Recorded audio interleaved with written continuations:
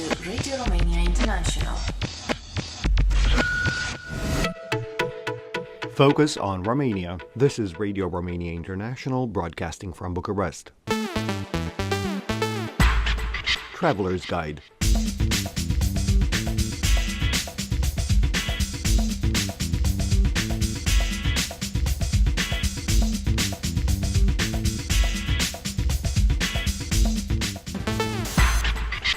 Welcome to Traveler's Guide. I'm Vlad Palcu. Today's destination is the Danube Delta.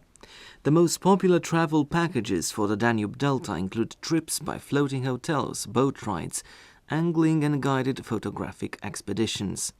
A UNESCO World Heritage Site, the Danube Delta Reserve is considered a living museum of diversity, given its 30 different types of ecosystems.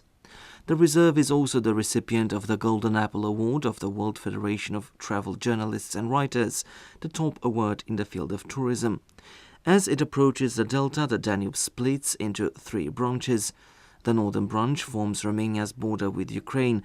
The middle branch leads to the Sulina port, while the southern branch flows into the Sfântu Gheorghe port.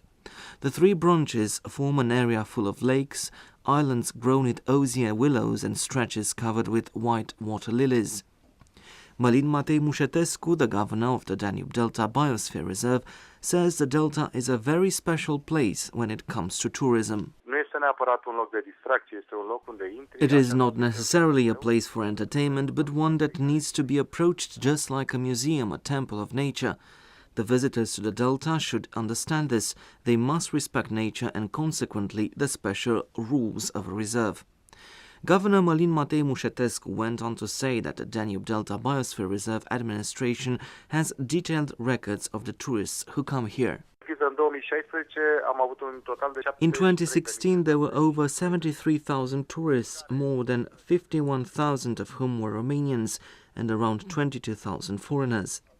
The officially registered accommodation facilities in the area can host 6,609 people, and they include 13 hotels, 119 boarding houses, 69 floating hotels, 2 water buses, 9 camping sites and a youth camp. These are the official figures. While Danube Delta tourism is traditional and not recent, nowadays it is defined by the nature reserve model. This means that our foremost concern is with protecting the environment. Tourists are not allowed to spoil the place because there are strictly protected areas. There are also parts of the delta where tourists may go without restrictions, but others are strictly accessible for scientific purposes.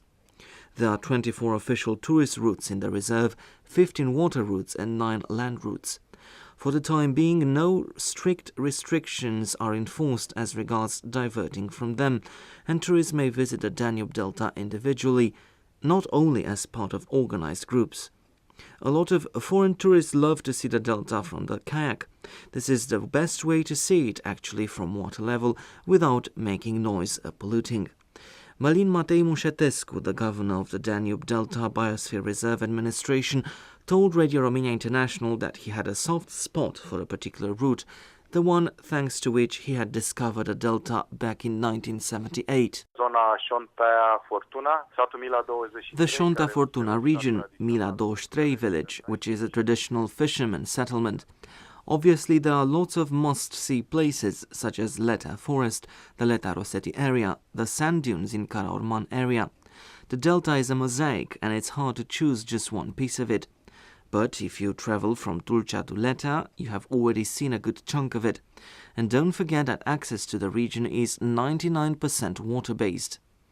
The impact on those who visit the place is extraordinary, the Danube Delta Reserve Governor Mălin Matei Mușetescu also says. People are amazed, but many of them ask us why we don't do more here.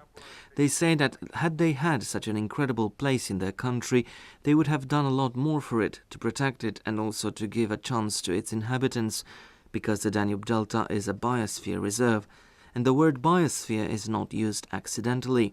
The delta is an inhabited reserve. It's not a place where only the flora and fauna are protected. The people who live here must have a chance to live a decent life, because this is the only way we can make sure they will be using the resources in a responsible and moderate way, Malin Matei Mușetescu also said. Paul Branovic is the manager of several floating hotels in the Danube Delta, and he told us that this year 70% of the accommodation has been booked. All group reservations were made in 2016. He gave us details about a stay in a floating hotel. Tulcea is the starting point, and the route from there is decided together with the tourists. We have certain landing pontoons along the tourist routes approved by the administration. We leave the floating hotel there and we take boats along the small canals. To give you an example, we leave from Tulcea on Wednesday at noon, have lunch on board and visit Sulina branch with the villages alongside it. We spend the night near Leta and we visit Leta forest in the morning. We have lunch at 2 p.m. and the floating hotel moves again. Until dinner time, we visit the new location, and the next day we move on, so that tourists may see as much of the delta as possible. In Mila 23, for instance, we visit the village, the lakes around it, and we get back for lunch. Then we move again, and so on. We basically take the home with us and visit the entire delta. Prices per person per night start from €66, which includes accommodation, the cruise, 3 meals a day, and the boat rides. All that tourists are left to pay is a 5-day access fee and the price of their alcoholic beverages, if any. Everything else is covered. The Danube Delta, one of the world's largest wetlands, a waterbird's habitat and the planet's largest compact reed bed, is waiting for you. And that wraps up today's Traveler's Guide. This feature is also available on rri.ro.